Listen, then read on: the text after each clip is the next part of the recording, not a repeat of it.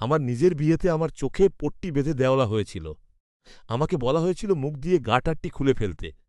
আর যখন আমি চোখ থেকে পট্টিটা সরালাম, বুঝলাম আমি আমার স্ত্রীর শরীর স্পর্শ করছি না। আমি গত কয়েক মিনিট ধরে হাঁটু গেজে বসে আমার ওই এক গ্রুমসম্যানের পা থেকে গাটার খুলে ফেলেছি, আর সেই মুহূর্তে উপস্থিত প্রতিটি অতিথি অট্টহাসিতে ফেটে পড়ছিলেন। সেই মুহূর্তে আমি স্তব্ধ হয়ে গিয়েছিলাম। আমি চাইনি আমার বিশেষ দিনটি নষ্ট হোক, তাই জোর করে মুখে হাসি ফুটিয়ে বাকি রিসেপশনটা যেন ঘুমের ঘোরে কাটিয়ে দিলাম। ব্রঞ্চের সম এবং হানিমুনের প্রাত পুরোটা সম আমি চুপচাপ ছিলাম। নিজেকে বোঝানোর চেষ্টা করছিলাম যে এটা স্রেফ একটা কৌতুক ছিল, কিন্তু ভেতরের রাগটা কিছুতেই কমছিল না। মনে হচ্ছিল এটা আমার ব্যক্তিগত ঘনিষ্ঠতার এক চরম অবমাননা।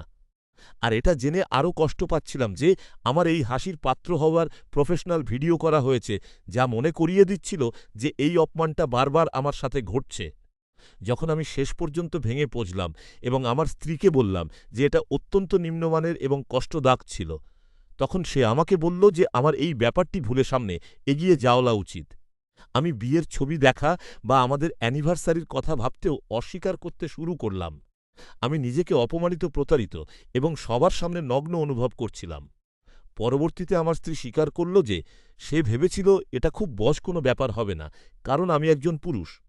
তার কাছে এটা মজার মনে হয়েছিল, কিন্তু শেষ পর্যন্ত সে বুঝতে পারল যে একমাত্র যার মতামতটি আসলে গুরুত্বপূর্ণ ছিল, তাকেই সে সবার সামনে চরম লজ্জা ফেলেছে।